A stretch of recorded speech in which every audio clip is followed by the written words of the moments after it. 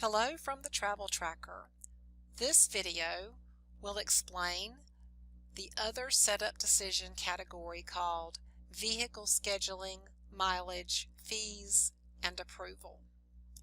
The other setup decisions are categorized into expandable and collapsible sections to make it easier to identify which settings affect which areas of the system. If changes are made, be sure to click on the Save button to save the changes.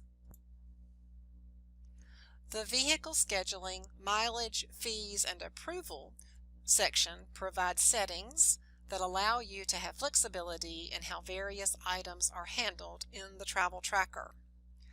Let's click on the triangle to expand this section. The first setting asks, how would you like mileage to the bus garage to be handled? You can select how you would like the mileage to the bus garage to be handled. If you select Added, then the mileage listed on the location table for mileage to garage will be added to the final miles for each trip. If you select Subtracted, then the mileage listed on the location table for mileage to garage will be subtracted from the final miles for each trip. These miles are considered pickup miles on the assignment or the invoice. Please note that this mileage can be removed on any vehicle assignment. The next setting looks at the number of minutes gap time between pickup and return of vehicles. The gap time between pickup and return of a vehicle is the amount of time that the system uses between scheduling vehicles and drivers. For example, if you use a 30-minute gap time, then the Travel Tracker will add 30 minutes on each end of the trip when determining which vehicles and drivers are available. This gap time can be used to maintain, fuel, or clean the vehicle before and after the trip, and the vehicle will continue to show as unavailable. The next setting lets you specify the default vehicle for different types of trips. You can specify a default vehicle for staff trips, athletic trips, field trips, and special needs trips. The next setting, can vehicle owners fully manage invoices for their locations? You can allow the vehicle owner to mark invoices as approved for payment. This should only be used if you have vehicle owners, such as area supervisors, who will enter final invoice information, such as hours and mileage, and release the final invoice. Note that if this setting is turned on, the vehicle owners have full access to edit invoicing information for trips where their vehicles were utilized. This works well for districts with zones where the zone supervisor handles all invoices for their locations.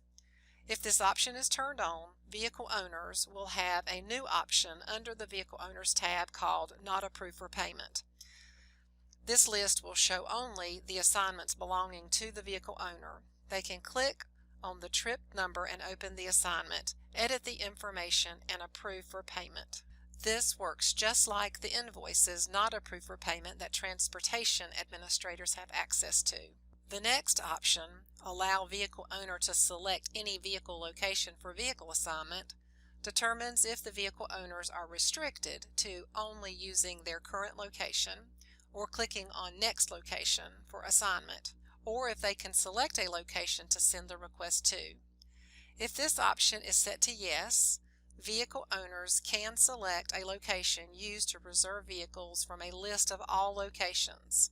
If this option is set to No, the vehicle owner only has the choice of assigning the vehicle from their current location or clicking the next location and letting the system route the request for buses to the next location from the location setup table. If you have vehicle owners who need to be able to route the request to a specific school, you can set this option to Yes. This setting allows vehicle owner to see listing of available vehicles with the All Locations button will determine if the vehicle owner can see which vehicles are available by using the All Locations button on the Find Available Vehicles button in their trip request. If you select Yes, vehicle owners will see the All Locations button when finding available vehicles.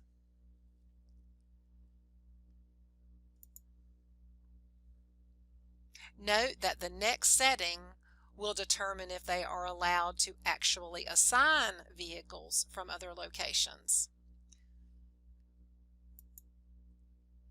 If you click yes, they can assign a vehicle from any location. If the setting is no, they can view the vehicles that are available, but they can't assign them. Setting it this way will allow the owner to know which school to send the request to if they don't have vehicles available. If you select no for this setting, vehicle owners will not see the All Locations button when finding available vehicles. By default, when an owner uses the Find Available Vehicles button, the list of vehicles will be based on the location to assign the vehicles in the trip. If your district invoices for fuel prices based on the amount of fuel used, there are two ways to handle this. The first is by using the fuel prices setup table and allow the invoice to automatically pick up the price in gallons based on the table settings. However, if you need to be able to adjust each trip based on the amount of fuel and the price of the fuel used just for that trip, you will want to set this setting to yes. When set to yes, the fuel price section on the invoice will be editable. If this setting is set to no, this section will not be editable and the fuel prices and mileage will be automatically calculated based on the fuel prices in the setup table. This setting, Allow Vehicle Owner to Use Vehicle Override button when assigning vehicles, is used when assigning vehicles within a trip. We provide the option to allow you to override the list of available vehicles and assign a bus that may already be in use. For example, if you have a 60-minute gap time and are tight between trips and want to assign a bus that shows in use because of the gap time, you could use the override button for the vehicles and assign the bus. This can also be helpful if you are switching buses from one trip to another and want to assign a bus that is already in use, knowing that you will be switching that trip as well. If you answer yes to use this setting, the override button will show in the trip when assigning vehicles. Note that any override that is done requires a comment and will log that an override was used in the trip and in the assignment. The box for the assignment when using an override indicates that the list of buses is not checking for availability. You will be required to enter a comment in the log notes when using the override.